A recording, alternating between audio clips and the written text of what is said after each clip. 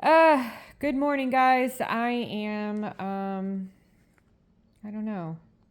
I just feel like I have to do this video. I have to expound a little bit on the friendship I had with an actual witch.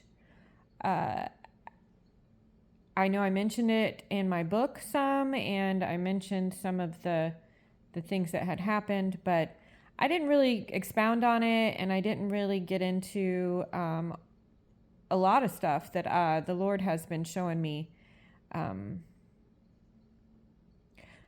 especially lately. I guess as the couple of years have gone by that I have not been friends with this particular witch, uh, God's been revealing some things to me. And excuse the messy hair and the robe, and I just kind of have to make this video um, before my day starts.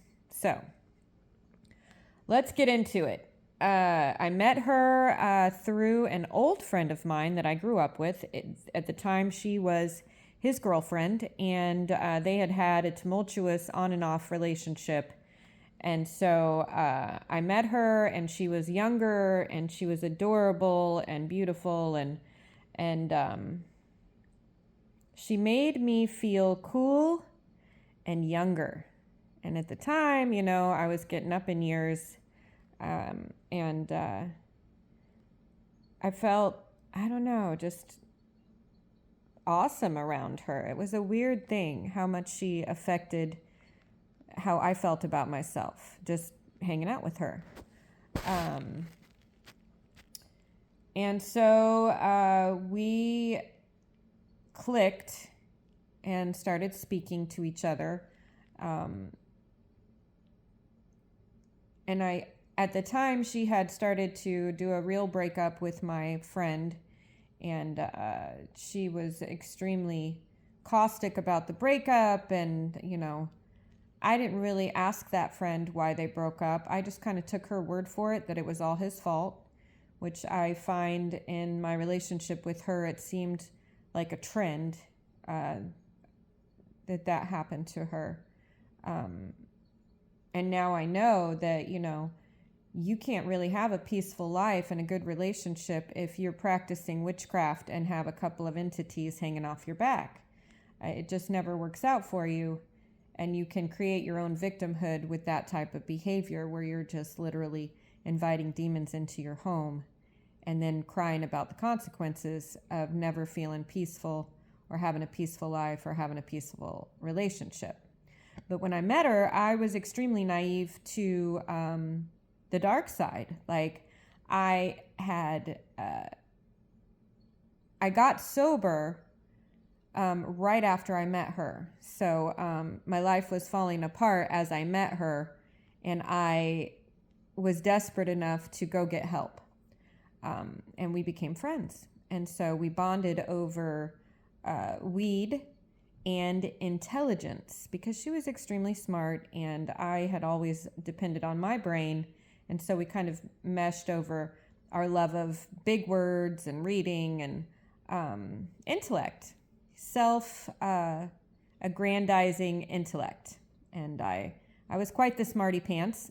And so, I know better now, but yeah, we bonded. And I didn't know at the time that she was a practitioner of witchcraft. What I did notice about her first was that she lived really messy. There was always flies in her house, and that was kind of weird for me. So every time I would go over there, my persona is no clutter, because I grew up with hoarder parents who were oppressed by demons themselves, which is what brought the hoarder out in them. And so I always had to be extremely clean and, no clutter, like could not have clutter. So I would go to her house and I would clean up for her. And I would just make excuses, and she would make excuses, and we would make excuses about why she was so comfortable living dirty and having the flies in her house. And of course, it's Florida, so flies get in, and I just kind of didn't think about it. But the Lord has been dealing with me about the dark side.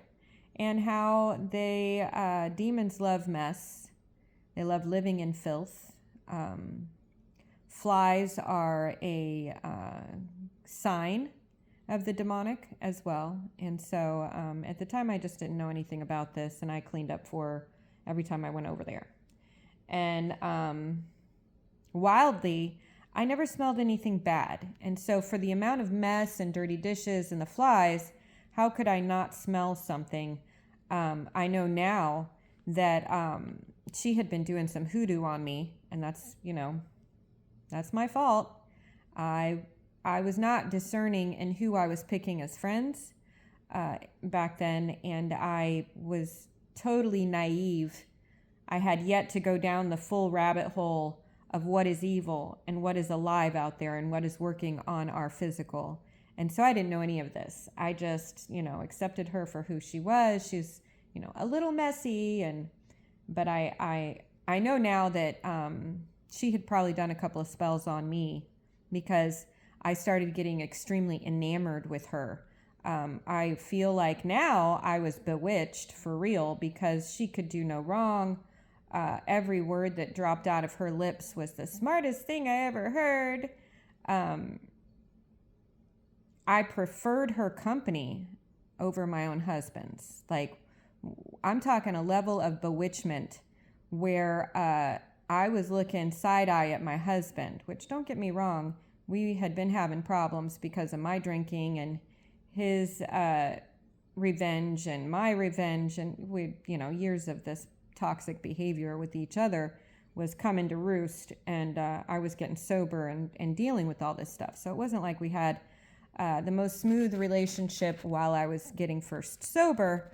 Sorry, my hair's all over the place.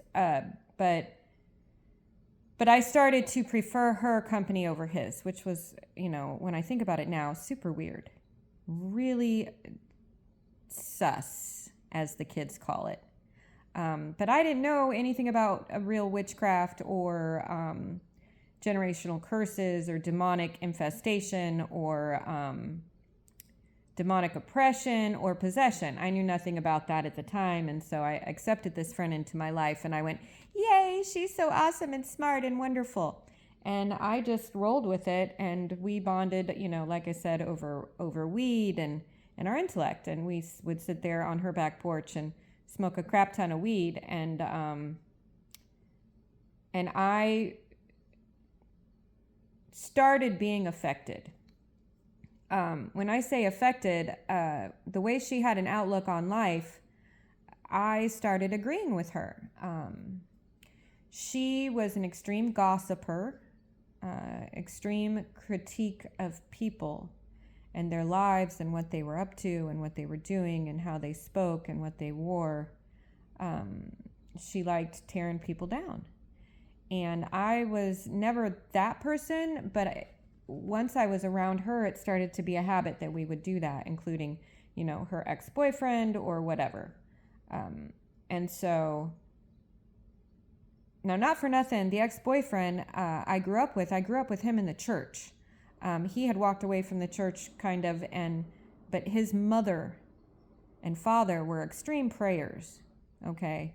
And I always thought it was funny that his mother really never liked this friend that he was dating or living with. Never really liked her, and I always thought that was weird because she was the type of lady that would love anyone. She always made me feel extremely welcome. And it was weird to me that she would find fault with this particular friend who was with her son, and that she never really accepted her.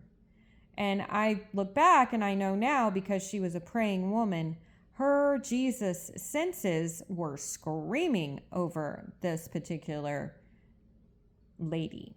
And that's why she never truly accepted her, because Jesus was screaming, flee from evil. And I don't want to say that this person, this friend of mine, was extremely evil, but she had kicked a couple of doors open willingly, and what was going on in her life would have really affected her sons. And so they had broken up, and I know for a fact it was because his mother prayed. I know this now. His mother prayed, and they got broken up. Now, That being said, I'm going along in this relationship and I am following and being led by this person who not only was a practicing witch, but she had generations of witchcraft in her family. They had a grimoire in a museum, and I won't say the state or anything, but in the museum there is a grimoire from her family of spells and such, and she was very proud of that. And then she had tattooed herself with demonic names, which I knew for a fact was demonic, but I was just like, oh, that's okay. I just had no clue. And she would visit New Age stores and, crystals and sage and moon water and spells, and she would allude to doing spells and hexes.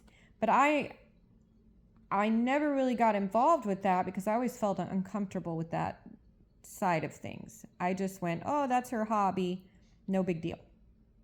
Well, in the meantime, my husband is starting to get concerned of the level of bewitchment I am with her. I was spending hours on the phone with her, just so excited and addicted to talking to her. And I know now that was, the spells she had placed on me. I know that now. It's really kind of scary when I think about it. But in the meantime, I'm seeking the Lord because I am in the AA program, and that is showing me that I need a creator, somebody that's bigger than myself. And so, of course, because I came from a Jesus background, I went back to that. And I said, God in heaven, Father in heaven, Jesus. And I started to seek the Lord. Not the Lord of the church that I had heard, not the Lord of some hypocrite that I had seen, not even the Lord of my dad, who was a broken individual and did not know the Lord correctly. I opened the Bible and I read it from front to back, and then because I'd had a chip on my shoulder, I went and I started looking up evil. And I'm talking exorcists, the Warrens, Ed and Lorraine, a couple of other people who had demonic experiences and wrote about it, like Padre Pio. I mean, you name it, I went there. And then I started watching YouTube videos of people who had like ghostly encounters and people who were ghost hunters and, all of this phenomenon that nobody can explain except, I was understanding that we have an active spiritual world that we're not sure about, we don't know about because nobody's seeking it or putting two and two together or preaching about it or anything. In fact, there's so much of, like I was naive, so much naivety out there over the topic. And none of the churches are preaching, that you need to be careful and guard yourself and look at what you're doing with your mouth. And so, and in this time period, I'm like, blessings, not curses. Like I was starting to understand that my mouth had a lot of power in the world and affected my life, my body, the lives of other people. Like I was really going down the whole of how God had set up the world, and then also how the spiritual affected us. And so I started with blessings, not curses. And I had a best friend who was cursing the crap out of everyone and everything. And it was starting to really wear on me. And I kept giving her the positive spin. And so,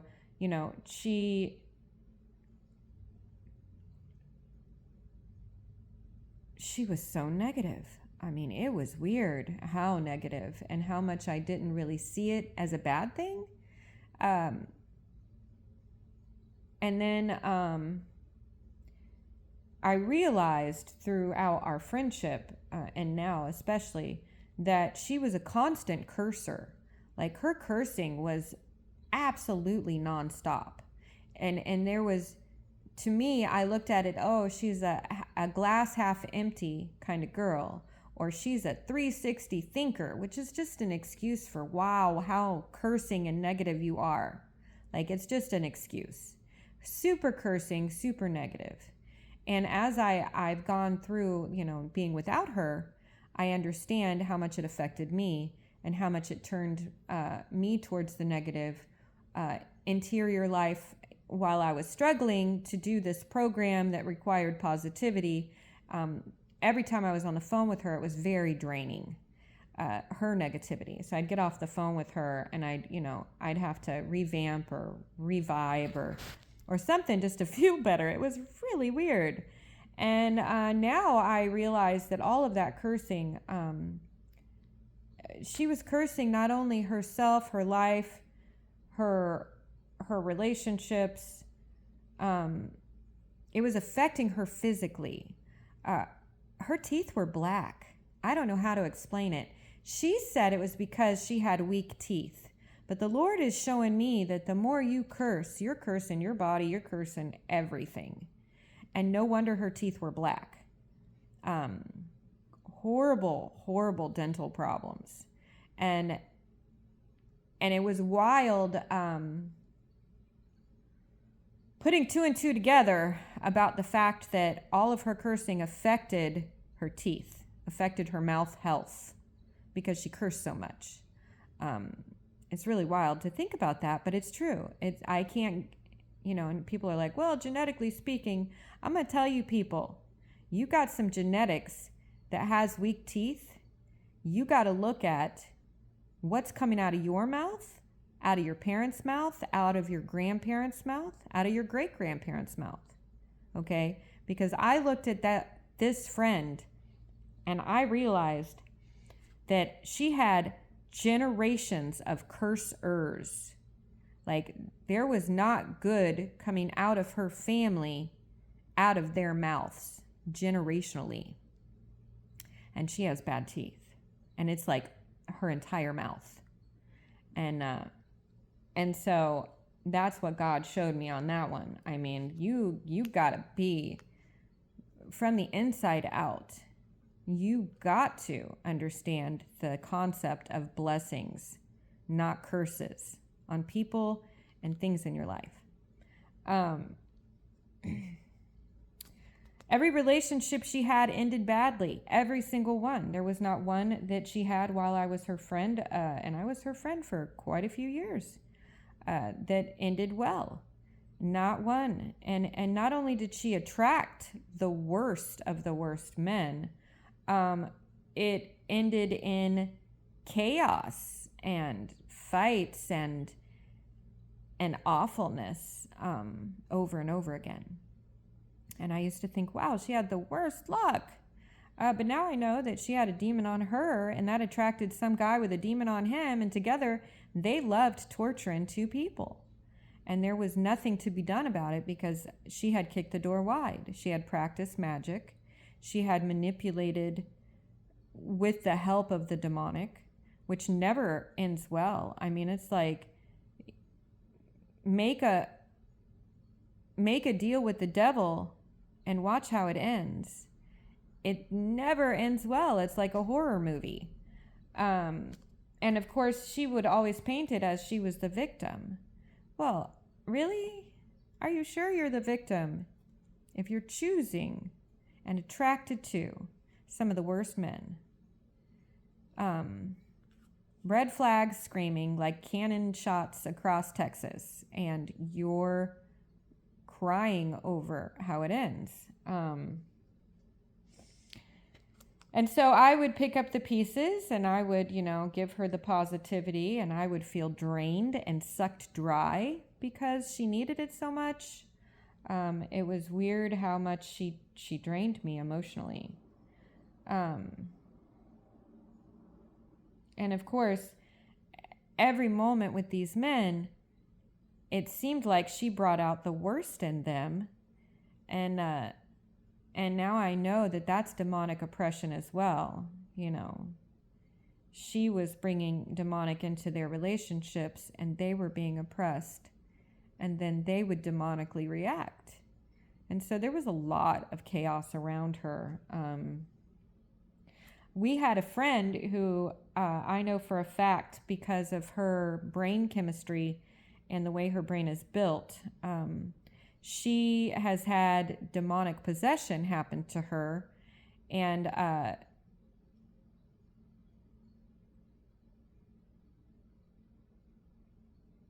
they call it manic depression, schizophrenia.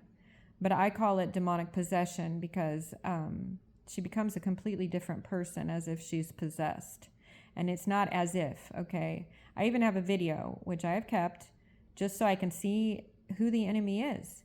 And it's not her, okay? So when I would bring her over to see this friend, because we were all friends together, this person who is susceptible to demonic possession would go almost catatonic around her. Now, I used to think it was the weed and mix of her medication, but the Lord has been showing me that she was super affected by what was stuck to this other friend. And so she would go into a weird kind of 1,000-yard stare. She was not responding to conversation correctly. It was as if she was disassociating right in front of us. And so I would cut the night short, and I'll be like, all right, girl, let me get you home. You're just too high. But pretty much in reality, she was affected by what this other friend was hauling around with her. And so I would get her home, and she would feel better. And before long, she would make excuses for why she didn't want to go hang out with this other friend. Like, I didn't look at it as anything but, oh, she's busy, or, oh, this came up, or this came up. But the Lord is rewinding for me what it was occurring, and every single time it became she did not want to go see this other friend. And so I look at it now and understand, the kernel of Jesus in her, because she has always constantly tried to look for Jesus, this little lady with this problem of being too wide open to demonic possession. That little kernel of Jesus was trying to protect her. So she just didn't come around anymore, and we were okay with that. I'm like, yeah, she kind of got too high or whatever. I make excuses for why she was reacting the way she's reacting, but the Lord opened my eyes. He really did. So, yeah, it was almost catatonia, I would say, around her. Like she would stare blankly at you as you were talking to her. It was weird, okay? In the meantime, she had this friend of mine who was a witch, had been dating another friend of ours, and that did not end well, of course. And so he rejected her. He had stated that there was a smell to her. Now, I look back and I understand now there's going to be a smell to anyone who's got a demon attached to them. But since I had been bewitched, I didn't smell it. Though I should have. But he had rejected her, which means he stopped that agreement with her. And so, of course, now he could smell what was going on spiritually, but he didn't understand it. He just thought there was a problem. And, of course, we were all offended, and I look back at that now and I understand, yes, she had a demon on her and she smelled. It happens. And I've smelled that a couple of times with other people who I know have opened a door. And I've been like, oh, Lord, what is that? And the Lord's like, yeah, that was that demon. It smelled. There was a smell. Okay. So, yeah, that was actually a thing. Then let's see. From there, you know what? I'm going to make this a series. So I'm going to stop this here, and I will get right back to you. For the next part of this, because I'm not finished yet. There's been quite a few weird things that happened, and that's what happens when you are best friends with a witch. So I will continue this at the next episode. All right, I'll see you shortly.